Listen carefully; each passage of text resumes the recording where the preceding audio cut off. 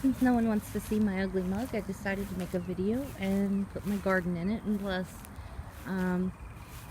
for the sake of this video, I need some landscapery.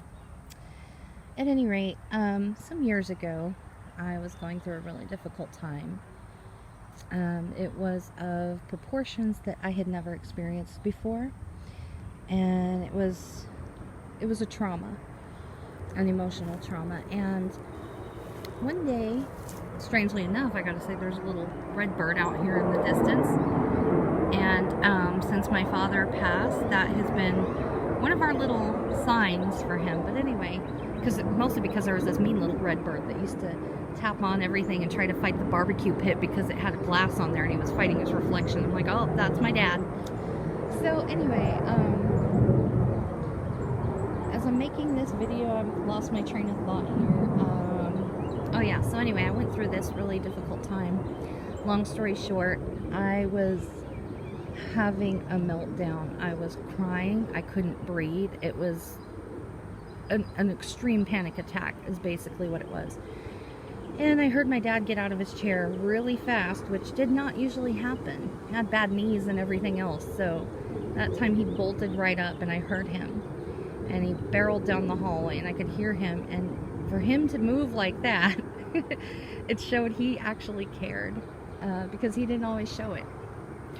So he grabs me and he hugs me and has my mom get me some water, and he took me outside and he took me to the front yard, which actually has houses out there, so I'm in the back so you can just see this. Anyway, he tells me, he says, look around you. He says, look at the trees, and then he says, and look at the sky. And he said, you're alive. And he says, as long as you have breath in your body, there's nothing that can get you down. He said, you just have to keep going. He said, you're alive, and that's all that matters. And he repeated that a couple times. And he told me that when things got him down, that's what he would do. He would just take a breath, and he would stop for a minute and say, I'm alive. And it helps. It helps to just kind of stop for a minute and realize that, and reassess things and think, okay, what am I going to do now? And even at the time when things just seemed like there was no way up for me, I would realize, okay, but I have options. This doesn't have to be the end of my life just because one chapter's over. I can come up from this, and I can do something else, and I can take a new course of direction and kind of pave my own way. And it was I won't lie, it was a process to get through that. But when I did, everything started falling into place, and I have to say, things aren't perfect now. They're never going to be perfect. That's just the way it is. But I have so much to be grateful for. And, you know, I think sometimes that's where it's at. Just realizing what we have and what we have in front of us, and these gifts of being able to be in control of our own lives.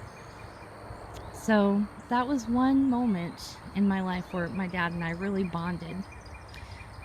To be quite honest, I think we may have gone out and had a beer on the driveway while listening to his radio.